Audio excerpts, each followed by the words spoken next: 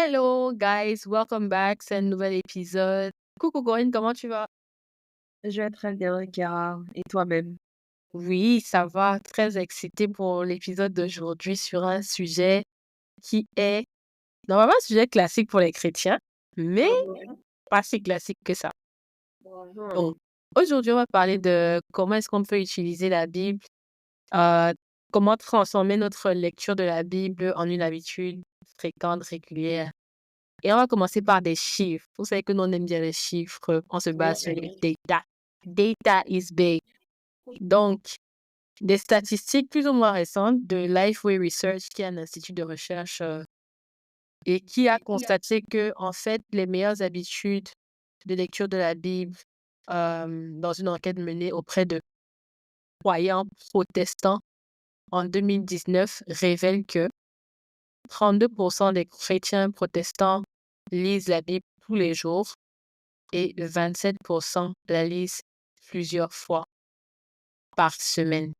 Mais il y a d'autres statistiques qui sont encore plus alarmantes, qui disent que en réalité, 45% des chrétiens, ça c'est une des statistiques de 2023, euh, 45% des chrétiens lisent au moins une fois par semaine, mais le reste, 33%, lisent pratiquement quasiment jamais la Bible. Donc, on sait très bien que du plan des statistiques, mais aussi de nos expériences dans nos vies, nos amis, nos églises. Beaucoup de gens ne lisent pas la Bible.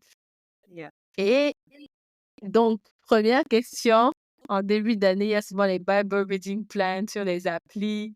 Tout le monde s'engage à lire la Bible sur un an. Et un an, ça fait 2 semaines et après, on oublie. Yeah. Corinne, est-ce que toi, tu es team euh, devotional et tout ça là, ou bien tu es team la Bible sans outils?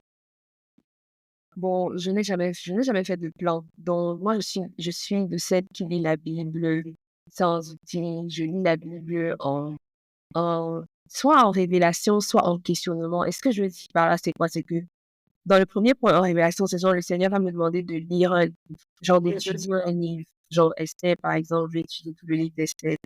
Et le deuxième point, c'est genre, un peu comme par curiosité. Par exemple, je peux être en train de faire quelque chose et du coup, je me rappelle que, ah tiens, telle personne avait fait tel truc. Et je suis curieuse de savoir quelle est son histoire. Du coup, si je prends le cas de Job, par Ouais. exemple, je dis, OK, Job est passé par tel truc. Bon, tu sais quoi, je vais lire tout le livre de Job parce que je veux comprendre l'histoire, le contexte. J'aime ça, en fait. Je ne veux pas juste Ouais. sortir le verset et tout, mais je vais lire tout le livre. Et c'est comme ça, en fait, que moi, j'attaque ma lecture de la Bible. Mhm. C'est deux sens-là. Et comme je dis, je lis le livre entier. Quand on dit le livre entier, c'est pas toute la Bible, Ouais. mais le livre tout entier, genre Job tout entier, Esther Ouais. tout entier, Jean tout entier. Et je l'étudie. Yeah. Et toi, tu es team plan ou bien tu es un peu freestyle comme moi, là? Moi, j'aime bien les plans en réalité. Mhm. Après, ça dépend un peu de mon besoin du moment et d'où est-ce que je veux, ces choses sur lesquelles je veux mettre une emphase. Donc, enfin, peut-être parce qu'aussi, j'ai, j'ai, j'ai longtemps lu ma Bible. Disons, j'ai une connaissance biblique OK quand même en termes de Bible literacy. La Bible, pour ceux qui ne savent pas, la Bible a 66 livres. Donc, vous avez le temps de lire as much as you can, même si c'est pour avoir les contextes complets et tout. Mais j'aime bien les Mhm. plans dans le sens où les plans sont ciblés. Yeah. Donc, soit c'est un plan de lecture de la Bible. L'année dernière, j'avais utilisé un plan sur quelques mois que j'ai pas pu suivre en réalité, mais que j'avais trouvé bien parce que je l'écoutais comme un podcast le matin. Donc, le matin au réveil, je mettais juste play, donc ça me lisait les textes de la journée et le commentaire biblique associé au, au texte du coup. Donc, c'était un bon plan pour le matin, commencer à écouter la parole de Dieu d'entrée de jeu quand je me prépare sous la douche, etc. Donc, c'était pas un temps de méditation, mais juste écouter la parole et être encouragé par l'exhortation qui suivait après, que j'ai beaucoup apprécié. Donc, oui, je pense que c'est un peu kiff-kiff, hein. Ça dépend de chacun, comment il fonctionne, comment il apprend et qu'est-ce qui correspond plus à lui, comment il apprend. Mais que ce soit un plan Personnellement, j'aime les plans structurés. Je trouve que c'est bien pour mettre l'emphase soit sur une thématique, soit sur c'est bien pour mettre l'emphase sur un sujet quand on utilise un plan structuré. Mais après, il y a des plans qui sont plus freestyle et tout. Ouais. Et pour quelqu'un qui, par exemple, n'a pas l'habitude de lire la Bible, parfois c'est difficile. La Bible peut être intimidante comme livre à cause de tout le jargon, les contextes et tout ça qui sont pas forcément faciles à comprendre. Donc parfois les plans, ça aide aussi à quelqu'un qui prend la Bible et dit, OK, je commence où? Toi, par exemple, qui aime lire en freestyle, imagine que tu rencontres quelqu'un qui n'a pas l'habitude de lire la Bible et qui veut commencer là, en 2025. La personne, qu'est-ce que tu recommandes comme premier livre à lire? 2, 3 premiers livres. Je recommanderais Jean. Of Je viens de course. finir Jean. Et je vais te dire un truc. Tu sais, pendant longtemps, on m'a recommandé Jean et je n'avais jamais vraiment pris le temps d'étudier Jean. Ouais. Et j'ai récemment fini Jean, fin de 2024, là, je l'ai fini. Et il est vraiment bien, tu vois. Et pourquoi est-ce que pour moi c'est important? C'est parce que ça parle vraiment de la vie de Jésus. La chrétienté n'a pas de sens s'il n'y a pas Jésus dans ça, tu vois. Yeah. C'est important de comprendre sa vie, ce qu'il a pu faire. Et ce que j'ai trouvé réellement profond avec ce livre, c'est le fait de pas seulement narrer les faits historiques, mais Mhm. vraiment entrer dans la partie spirituelle, la révélation et tout ça. Et j'ai trouvé ça magnifique. Après ça, pour moi, c'est le livre d'Éphésiens, qui est d'ailleurs mon livre préféré. Le fameux livre. Parce que Éphésiens, en fait, parce que maintenant, regarde, dans Jean, tu comprends de quoi il s'agit, on parle de Jésus et tu as même tu as même genre, pourquoi est-ce que tu dois confesser Christ. Maintenant, tu arrives dans Éphésiens, je suis maintenant chrétienne, je suis enfant Oui. de Dieu. Voici mon identité. Et dans Éphésiens, ça parle tellement de ton identité en tant que chrétien et tout. C'est vraiment empowering. Genre, Yeah. tu sors de là, comme si avec tu sors de là avec les ailes, que ben, je suis un enfant de Dieu. Et c'est le bon bien, tu vois. Et le prochain livre ma troisième recommandation, c'est le livre de Genèse. Ah Parce ouais. que, oui, j'aime beaucoup le livre de Genèse parce que c'est vraiment, ça a l'air d'un livre qui est comme de la fiction. Les Yeah. gens, tu regardes, tu dis que, mais attends, que les trucs sont réellement arrivés, mais c'est des faits qui sont vrais, tu vois. Mhm. Et j'aime cette partie-là de pouvoir avoir ce commencement. Et quand tu lis même dans Jean, je crois, les premiers versets, ça te dit au commencement, Dieu, euh, il faut pas que je dise un truc qui est faux. Mais tu vois ce que je veux dire? Ouais. Peut-être que tu pourras mieux m'aider. Commencement du frère du Ça va du Samaritain. commencement que Christ était là depuis le commencement Yeah. et la jeunesse. Tout ce que tu vois à la jeunesse, tout ce que tu lis à la jeunesse, on ne parle pas, on n'utilise pas le mot Jésus ou Christ, mais il était là, il est présent, c'est de lui dont on parle. Yeah. Et, et voilà, pour ça, j'aime les 3 livres. OK. Donc, recommandation, Corinne, pour commencer, Jean, ensuite Éphésiens, ensuite Genèse. Un bon équilibre entre Ancien et Nouveau Testament, which works for me. Moi, je rajouterais, pour quelqu'un qui ne connaît vraiment pas la Bible, un easy book. Est-ce que c'est si easy que ça? C'est pas forcément easy, mais c'est un book, application pratique, c'est Proverbe. Proverbe, Ouais, en vrai, euh, c'est un peu comme un truc de développement personnel. Ça te donne ouais, des conseils terre à terre, mais ça te permet aussi de vivre une vie de piété, une vie morale, en fait. Une vie morale. ouais. Et c'est bien, c'est une manière d'honorer Dieu et de connaître un peu les attributs que Dieu attend de chaque croyant, en fait. Et c'est très Ouais. terre à terre, c'est très pratique. Franchement, tu lis un proverbe, tu l'appliques demain, quoi. Ouais. Il n'y a pas besoin de super méditer dessus, c'est très pratique comme livre. Donc voilà. Maintenant, je sais qu'il y a le zèle du début, mais il y a aussi la réalité de ah, j'ai pas envie de lire ma Bible, j'ai la flemme. Ou ceux qui suivent un plan, une fois que tu sautes 1, 2, 3 jours, ça te fait tellement de textes à lire que tu abandonnes le plan complètement. Donc, quand on arrive à la phase de la flemme, la sécheresse spirituelle et tout ça, comment est-ce qu'on reste engagé dans la lecture de la Bible? Pour moi, déjà, je pense qu'il est important de, comment j'ai expliqué ça, ne pas se culpabiliser au point de ne plus faire des efforts. Yeah. Parce que nous sommes humains, c'est normal d'avoir des moments où on est en train de passer par une période de sécheresse et on n'a peut-être pas envie de lire. C'est normal. Mmh. C'est normal que ça arrive. Le fait de normaliser cela enlève une certaine pression. Mais Mmh. en même temps, il faut comprendre que ce n'est pas parce que c'est arrivé que ça veut dire qu'on va rester à ce niveau-là, tu vois. Tu dois te, tu dois te relever. C'est un peu comme si tu as, entre guillemets, chuté, mais tu dois te relever. Mhm. Parce que plus tu peines à pouvoir te relever, le plus difficile ce sera pour toi. Tu vois. Genre, ok, j'ai sauté un mois. Bon, moi, je ne sais pas exactement comment les plans fonctionnent, Mhm. mais je me dis, ok, tu as peut-être sauté un mois. On commence là où les autres sont en train de continuer, tu vois. Et ne te mets pas peut-être la pression par rapport au fait que tu n'as pas terminé. L'année, comment je dis ça, l'année t'offre tellement d'opportunités de Yeah. pouvoir revenir sur le truc. Essaye juste de suivre ou de rattraper les autres et de continuer. Mhm. Maintenant, pour quelqu'un qui a une approche un peu freestyle comme moi, j'ai envie de dire que c'est un peu plus, entre guillemets, un peu plus facile parce Ouais. que tu ne suis personne, personne ne te suit. C'est genre, au thème. Et tu vois, et c'est ce que tu disais au départ, c'est que ça demande beaucoup de discipline.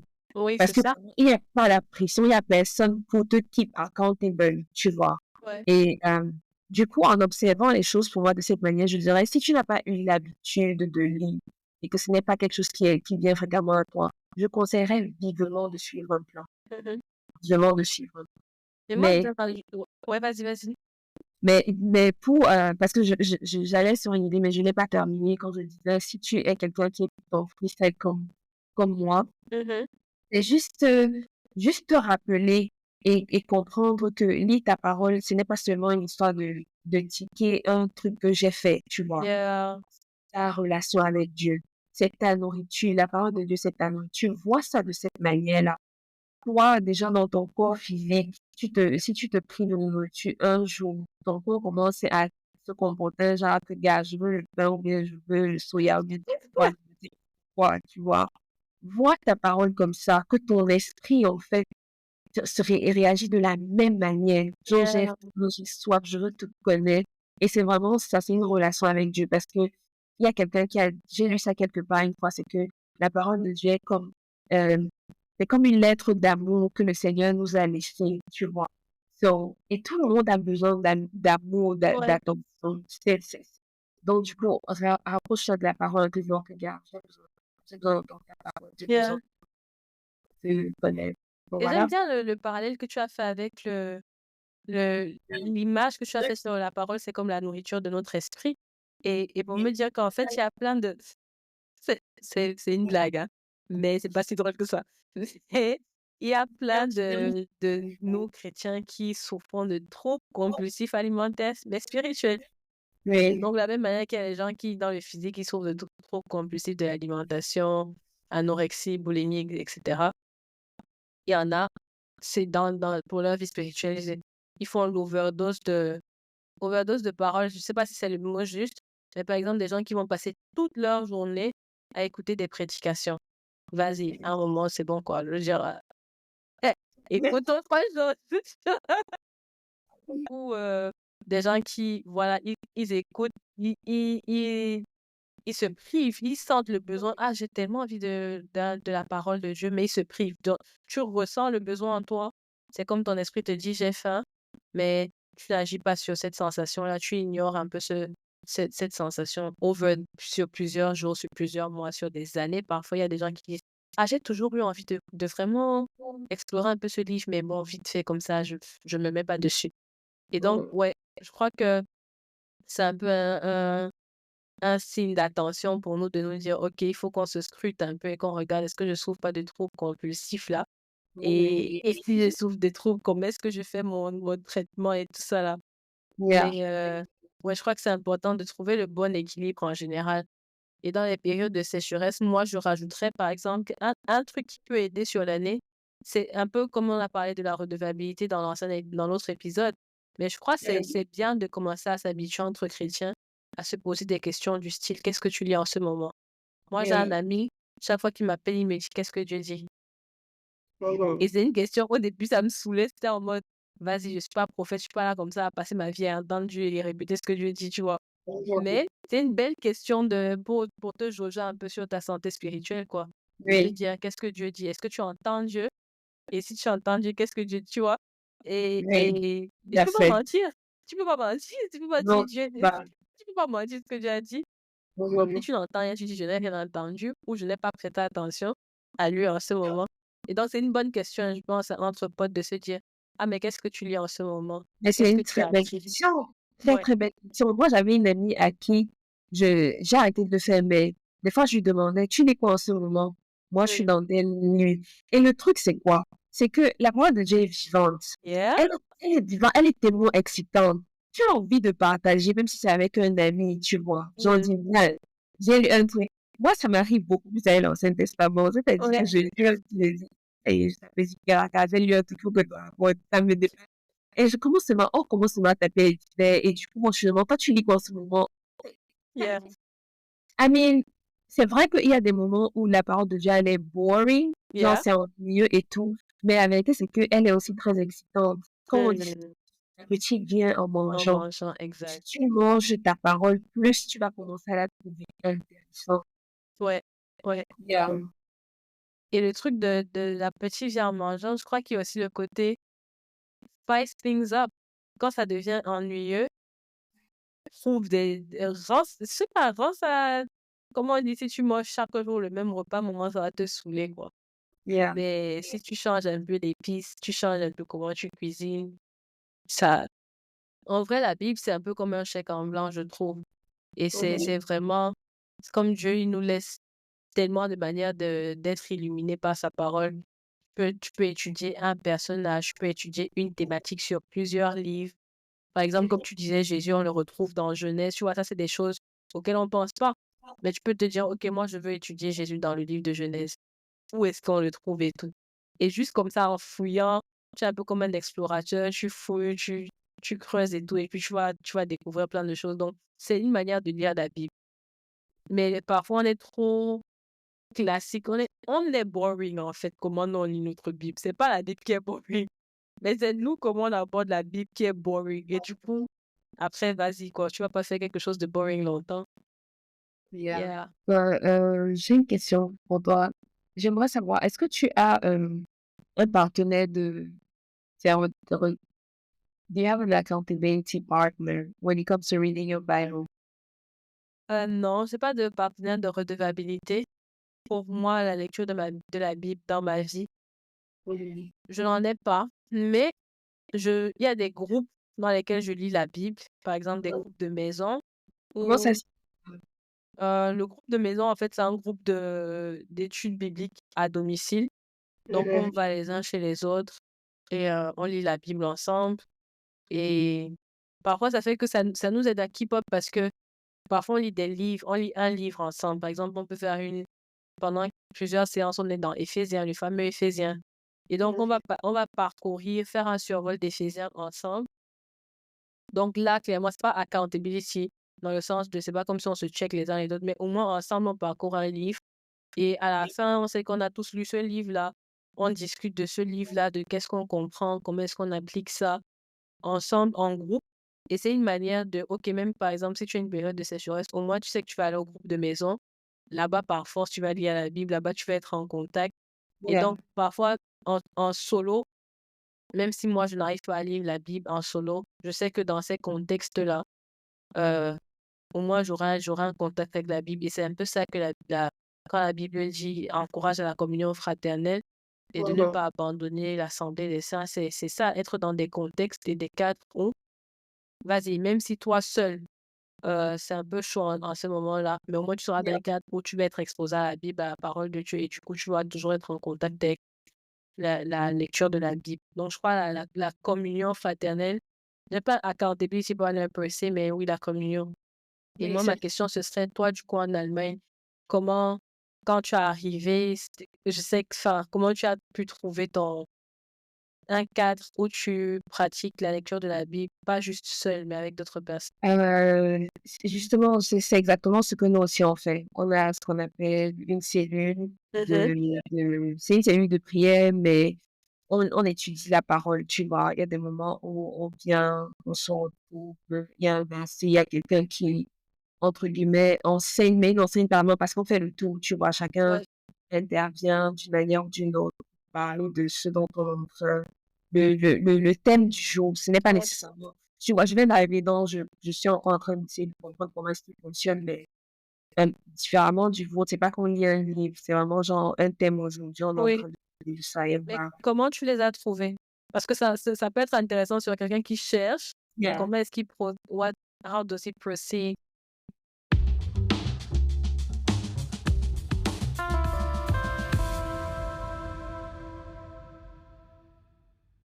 Notre réflexion du jour est tirée du texte biblique Hébreux, chapitre 4, verset 12 qui dit: «Car la parole de Dieu est vivante et efficace, plus tranchante qu'une épée quelconque à 2 tranchants, pénétrante jusqu'à partager âme et esprit, jointures et moelles, elle juge les sentiments et les pensées du cœur.» J'aime trop ce texte, c'est l'un des textes, de base de mon église et ça renvoie en fait à la centralité de la parole, au fait que la parole de Dieu, elle donne vie. C'est pas juste quelque chose de platonique et qui ne sert à rien, mais la parole de Dieu donne vie, la parole de Dieu est efficace.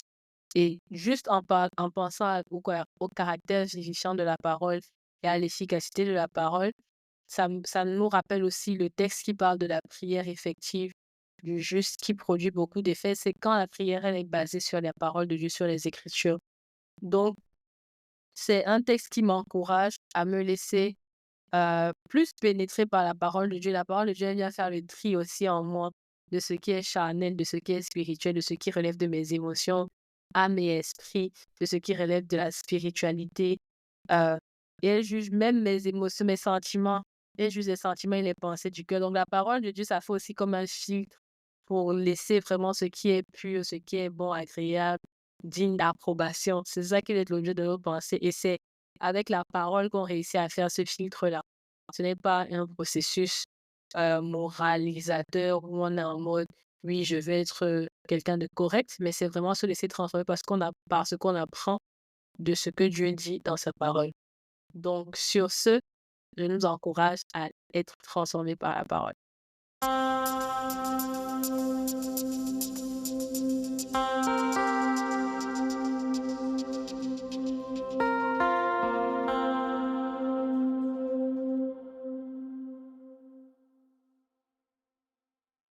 Dieu merci pour internet. Je l'ai trouvé sur Google. Je n'ai pas trouvé le Ah, groupe directement sur Google. Je cherchais les églises, tu vois? ok. Les églises dont ma mère aussi m'a aidée et moi j'ai cherché les églises, mais je dirais cette église en particulier, c'est ma mère qui m'a envoyé le lien. Elle m'a envoyé le Mhm. lien des 2 églises parce qu'elle connaissait aussi des gens en Allemagne et je suis allée rendre visite à cette église-là et à Ouais, la fin du service, c'est vraiment il faut pas être timide, tu vois? Genre à la ouais, fin du service, si tu vois quelqu'un, tu vois un truc, tu vas, tu salues et ce jour-là, le le le le jeune homme qui prêchait, il prêchait, il parlait en allemand, mais il faisait que dire Cameroun. Et je me suis dit: «Mais attends un peu, tu prononces mon pays là?» Tu vois? À la fin du service, je suis allée devant, je voulais parler au gars qui faisait que dire Cameroun, surtout qu'il ouais. a dit que sa femme était là. Donc et parce qu'il y avait une photo et tout, donc je suis allée et tout et c'est comme ça, on a commencé à parler en français et en anglais, échanger. Ils m'ont invité, au truc de la cellule et voilà, c'était parti. Ah ouais, ok.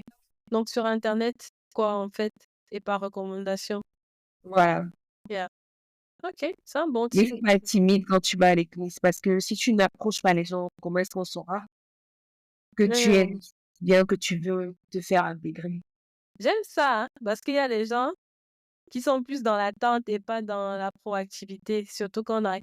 I mean, ça peut être intimidant d'arriver dans une nouvelle communauté, tout le monde se connaît, il y a les clics et tout ça qui sont déjà formés. Et toi, tu es Yeah. le nouveau, mais ouais, il faut pas être timide. Mhm. Faut Ouais, pas être timide. Tout à l'heure, tu disais, il faut pas que la lecture de la Bible devienne comme une case à cocher, que surtout pour les gens qui lisent en freestyle, etc. Mais que ce soit vivifiant, que ce soit lively, et que ça apporte la transformation. Et moi, j'aimerais bien m'appesantir sur le côté transformation. Donc, comment tu vas faire pour que la Bible arrive vraiment à être un élément de transformation dans ta vie? Heu, C'est d'abord un travail de mindset, si je peux dire ça comme ça, Mhm, de comprendre que la Bible contient ce dont j'ai besoin pour pouvoir évoluer dans ma foi chrétienne, tu vois? mhm. Le fait de lire ta Bible et je parle simplement par expérience. J'ai eu des moments où ma façon de prier a moi, je sais que quand je prie ça, je n'aime pas parce que je prie avec la parole, contrairement à quand je prie sans la parole, tu Yeah. vois? Donc, des moments où je me retrouve en train de vouloir cocher des cases aussi, ça se sent même dans ma façon de lire. Je suis tellement distraite quand je lis. Genre, je Mm. pense tellement de choses que j'ai envie de faire à ce moment et tout. Mais quand je m'assois et je dis: «Seigneur, je veux te connaître». Si je lis là maintenant, c'est parce que je veux te connaître. Donc, je shift mon mindset, je dis et Yeah. enlève de moi toute distraction. Et là, je suis concentrée. Et là, ça entre plus. C'est récemment, même le Seigneur m'a dit, chaque fois que tu vas lire ta Bible, n'oublie pas le mouchoir parce que moi, je suis pleureuse. Genre, je vais lire un message de vous êtes laissez-moi commencer à pleurer. Oh, j'ai vu, mais non, c'est genre, je vais avec cet esprit, avec cette attente-là, tu vois. Oui. Des fois, je viens même parce que je veux cocher une case et je sais que, gars, je veux cocher une case, mais je shift mon mindset et je dis, Seigneur, mon cœur n'est pas en place, tu vois. Et Mhm. moi, dans ces moments-là, ce que je fais, c'est que des fois, le Saint-Esprit me demande, tu veux me parler? Et avant que tu ne lises, je dis oui. Il me dit, prends ton journal et je commence à écrire. Je déverse d'abord ce qu'il y a sous mon cœur. Et Oui. puis maintenant, je dis, ok, je suis bien, je peux lire. Tu vois, ça, c'est certaines pratiques que je fais pour pouvoir avoir une vie de lecture qui est plutôt vivante, Yeah. relative, impactful. Yeah. J'aime bien le côté de tu viens avec des attentes parce que c'est vrai que c'est facile hein, de rentrer dans une routine où tu fais parce qu'il faut faire. Mais venir et dire, Seigneur, je veux vraiment te connaître, je veux apprendre. Maintenant, comment est-ce qu'on gère quand on est en conflit avec certaines choses qu'on lit? Soit on ne comprend pas, soit on ne croit pas forcément ces gens. Oui. Ça, est-ce que ça, c'est vrai? Tu vois, les gens, tu Yeah. dis, ah, gars, ça, c'est quand même exagéré. Ça, c'est une image, ça, c'est un symbole.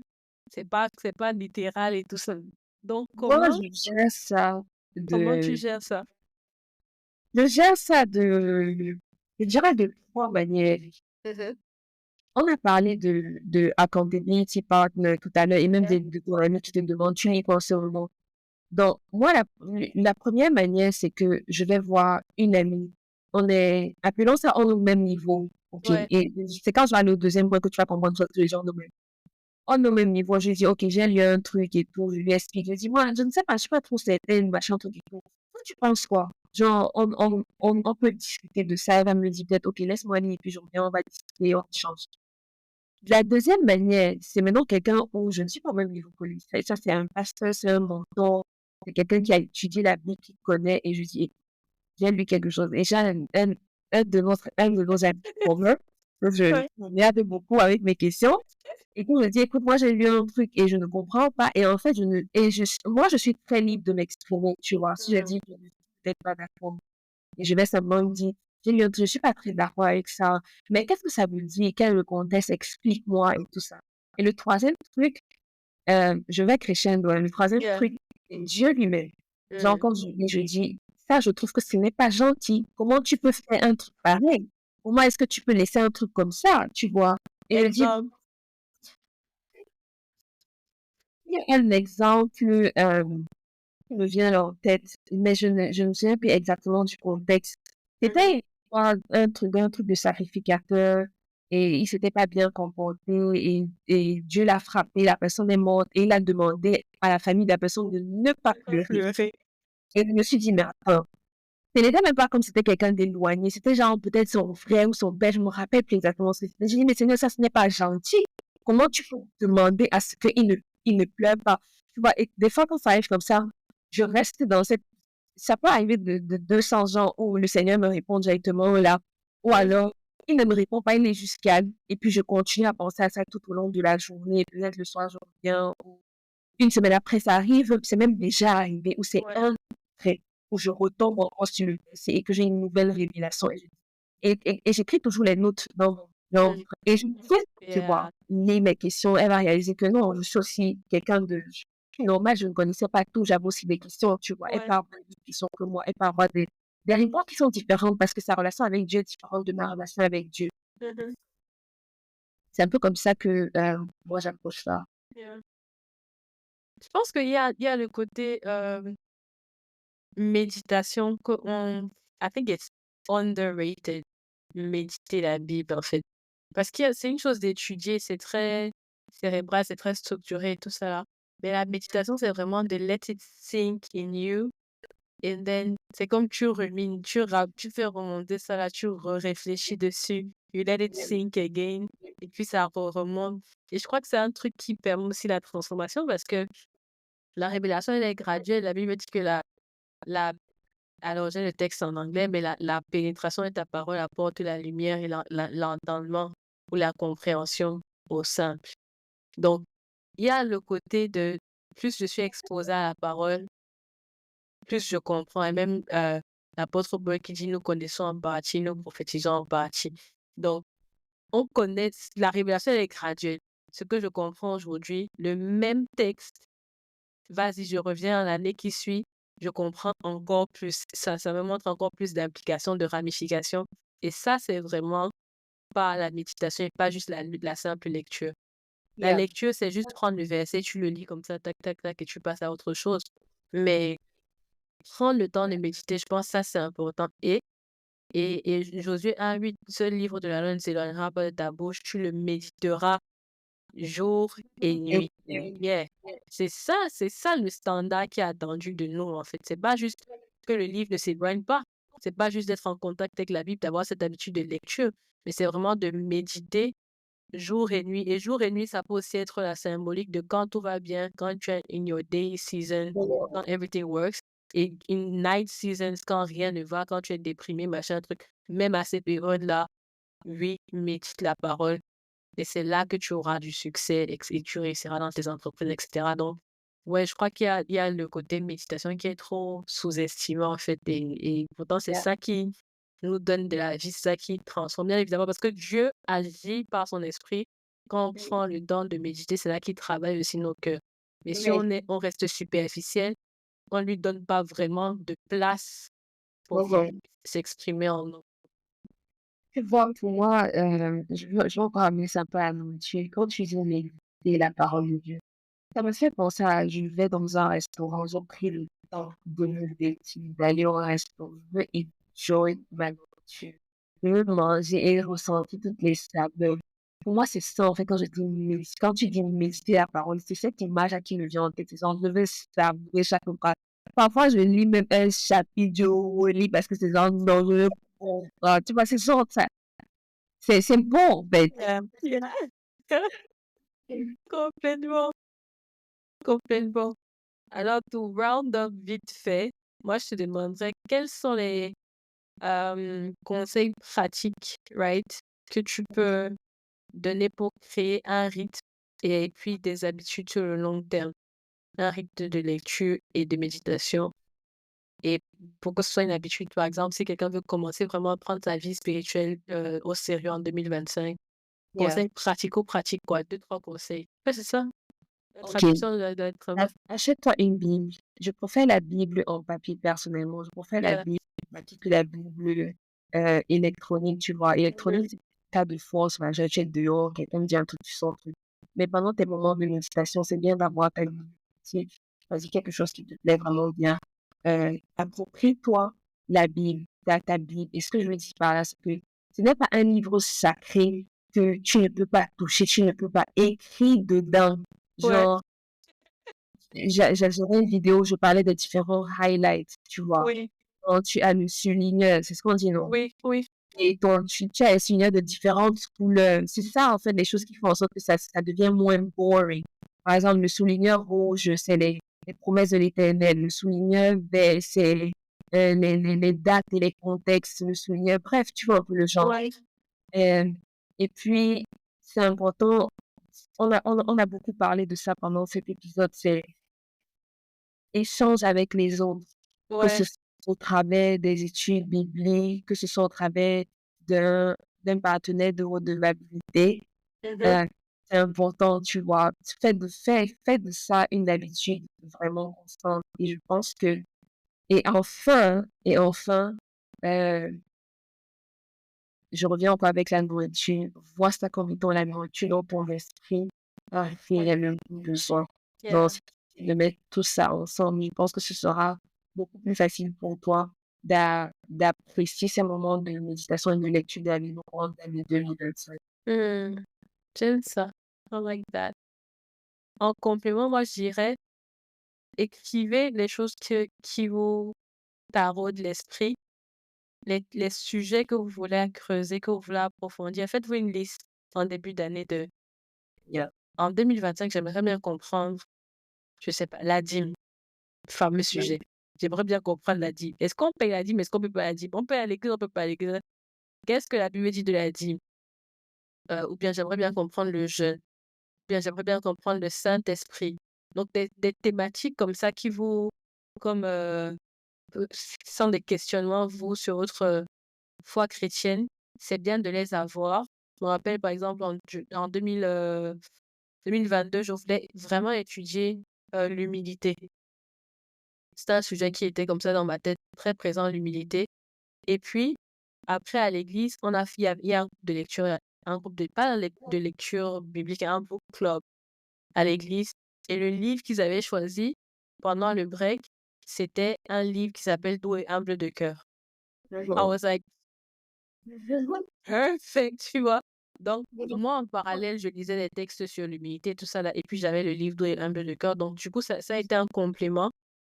Et donc, voilà, après, donc, je vais dire, faites la liste des thématiques. Et puis, vous pouvez aussi enrichir votre lecture de la Bible par des livres qui existent. Donc, si vous étudiez un sujet, vous pouvez lire les textes bibliques, mais lire aussi des livres ou les commentaires bibliques qui sont dessus. En achetant une Bible, achetez aussi des Bibles d'études, parce que dans la Bible d'études, il y a le commentaire biblique qui est en, en note de bas de page et tout ça. Donc, c'est des choses qui enrichissent la lecture et la méditation et qui vous donnent de la substance. Et comme Yeah. Paul dit, on peut passer aux aliments solides et qui étaient un peu le niveau du lait, là, les trucs des bébés, là, et aller dans les vrais trucs, tu vois. Et donc voilà, je pense que sur ces notes de conseils, on a de bonnes bases pour commencer l'année à avoir des habitudes pour pas juste avoir le devoir de lire la Bible, mais vraiment le désir de Yeah. lire et de grandir long term. So, on this, Corinne, si tu as les dernières paroles pour nous relâcher, comment tu es, bande de coachs? Relâche-nous notre sol. Ouais, je pense qu'on a tout dit. Je n'ai réellement pas quelque chose de plus à ajouter, mais juste encourager nos sœurs qui Et nous écoutent. vrai, Juste nous encourager à lire nos Bibles parce que c'est vraiment ça qui nous bâtit, c'est nos familles dans les moments, surtout dans les moments difficiles et tout ça nous bâtit en tant que chrétiens. Ça change la façon dont nous prions, dont nous nous adressons, la façon dont nous nous portons même dans le yeah. monde. So, euh, ouvrons nos Bibles.